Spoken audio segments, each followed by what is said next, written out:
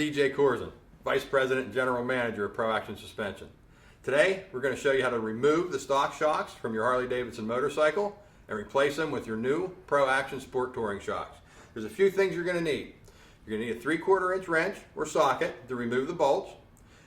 If you have a Dynaframe, you'll need a 3/4 inch socket, and you'll also need a Torx bolt for the Torx wrench for the bottom bolt. First thing you want to do is we'll have to remove the stock shocks. Now, a lot of the baggers come with air shocks, so the first thing we'll want to do there is a little red fitting here where the air line goes in.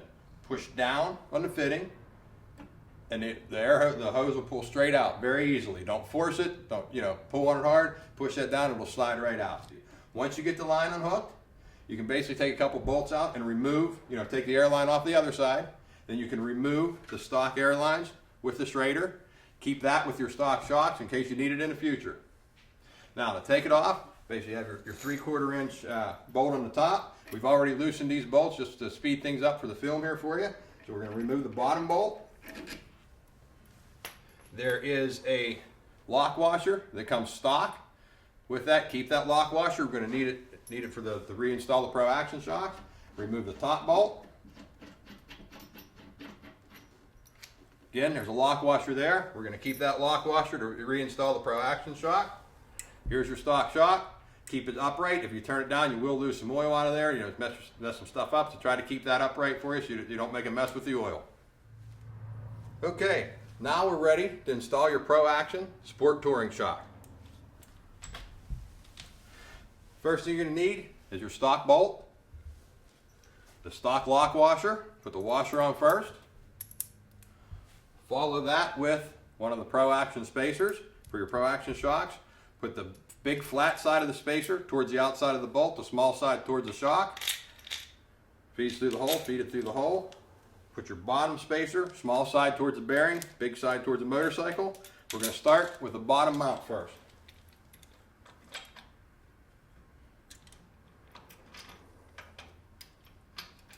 Go ahead and get the bottom bolt started. Just snug it up so the threads are catching. Now, when you mount your shock, you want to make sure that your Pro Action sticker is facing out. That keeps the nitrogen fill where it's accessible for you. It also keeps the clickers where we can reach the clickers in case we need to make any changes. Once you get the bottom bolt started, grab your upper bolt. Your stock lock washer goes on first. Your spacer, small side towards the shock, towards the bearing. Put that through. Put your other spacer towards the inside.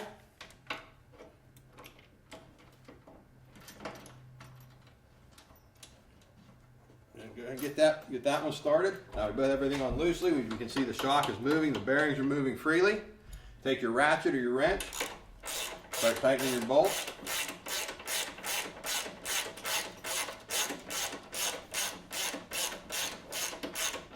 Snug one. Just lightly tighten. Bring the other one in.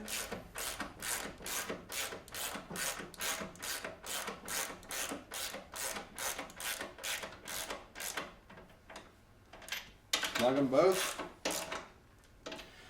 Then get your torque wrench, and you're going to want to torque these to approximately 40 foot-pounds.